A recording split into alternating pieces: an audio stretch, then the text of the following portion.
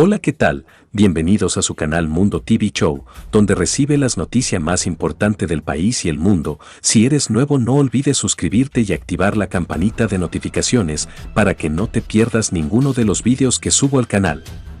Noticia de última hora, quédate hasta el final para que te dé cuenta de todo lo acontecido acerca del magnicidio del presidente Jovenel Moïse y el letal terremoto. Suben a 1941 los muertos por terremoto en Haití. El número de muertos por el terremoto de magnitud 7.2 que sacudió el suroeste de Haití durante el fin de semana aumentó a 1.941 y la cifra de heridos a más de 9.900, informó el martes la Agencia de Protección Civil de la nación caribeña. Más de 60.000 hogares resultaron destruidos y otros 76.000 sufrieron daños diversos, mientras que muchos edificios públicos también fueron afectados o colapsaron durante el sismo, agregaron las autoridades haitianas. El poderoso temblor se produjo a unos 160 kilómetros al oeste de la capital, Puerto Príncipe. Miles de personas que quedaron sin hogar por el desastre enfrentaron más miseria cuando la tormenta tropical Gracia azotó el empobrecido país con registros de hasta 38 centímetros cúbicos de lluvia. El Centro Nacional de Huracanes de Estados Unidos advirtió sobre inundaciones repentinas y urbanas y posibles deslizamientos de tierra. Aún recuperándose de un temblor que en 2010 devastó Puerto Príncipe, Haití ya estaba en estado de shock por el asesinato de su presidente Jovenel Moïse el 7 de julio pasado cuando ocurrió el desastre. Moïse fuera asesinado en su casa por un escuadrón armado, sacudiendo a un país que ya viene luchando sacrificadamente contra la creciente violencia de las pandillas y el azote de la pandemia de coronavirus. Hasta el momento ha llegado algo de ayuda del exterior, incluidos equipos de búsqueda especializados de Estados Unidos, así como 15,4 toneladas de alimentos, medicinas y agua de México. Un terremoto de magnitud 7 en enero de 2010 había dejado en ruinas gran parte de Puerto Príncipe y ciudades cercanas, matando a más de 200.000 personas. Más de unos 5 millones de haitianos se quedaron sin hogar en ese desastre, que también destruyó el 60% del sistema de salud de Haití, dejando un enorme desafío para las autoridades y la comunidad humanitaria internacional. Los ganadores del negocio de la ayuda humanitaria para Haití, que no son precisamente sus habitantes. La respuesta de las ONG y la asistencia prometida por países como Estados Unidos durante desastres como el terremoto de 2010 o el paso del huracán Matthew dan cuenta de un modelo anómalo que solo ha servido para hundir más a la isla. 5 veces las reservas internacionales de Ecuador. Ese fue el monto de ayuda internacional que se estima que recibió Haití en 2010, luego del devastador terremoto que asoló la isla. Pero, ¿cómo es posible que después de haber recibido unos 13.000 millones de dólares, la situación en el país antillano sea comparada por la Organización de Naciones Unidas, ONU, con Sudán del Sur y la República Centroafricana? La respuesta parece residir en el irregular manejo de esos fondos por parte de las ONGs, la corrupción institucional y la línea asistencialista de esas ayudas que no han permitido el desarrollo del país más pobre de América Latina. El fin de semana, un nuevo sismo se sintió en Haití, pero no ha sido el único. El país se mantiene bajo los escombros de una interminable crisis política, institucional, social y humanitaria que se agravó con el reciente asesinato del presidente Jovenel Moïse. En ese contexto, cabe preguntarse qué tan eficiente puede ser el nuevo llamado a enviar ayuda humanitaria por parte de la comunidad internacional en una nación que ha demostrado, hasta la saciedad, el fracaso de esa política ante la catástrofe. La ayuda que no llegó. Analistas internacionales han acuñado el término «estado de ayuda» para Haití, tomando en cuenta que el país tiene la mayor cantidad de ONGs por habitante en el mundo.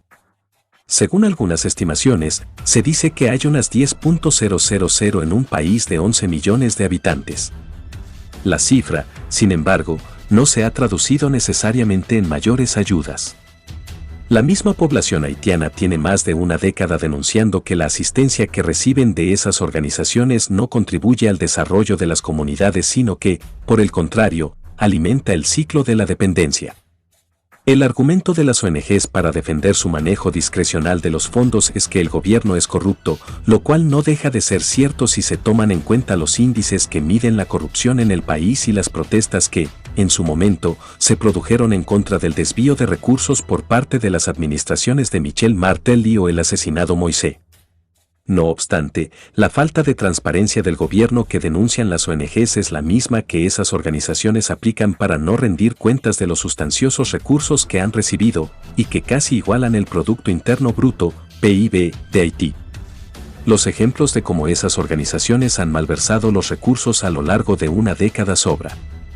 Basta nombrar, por ejemplo, el escándalo por los $500 millones que la Cruz Roja administró para construir casas en Haití, de las cuales solo edificó 6, o el juicio en España contra el ex conseller de Cooperación Rafael Blasco por el desvío de 4 millones de euros de fondos públicos para proyectos de ONGs, entre ellos, la construcción de un hospital en el país caribeño. Las marcas de la invasión. Pero más allá del tema económico, la presencia de las organizaciones internacionales en territorio haitiano también ha tenido consecuencias terribles para la propia población.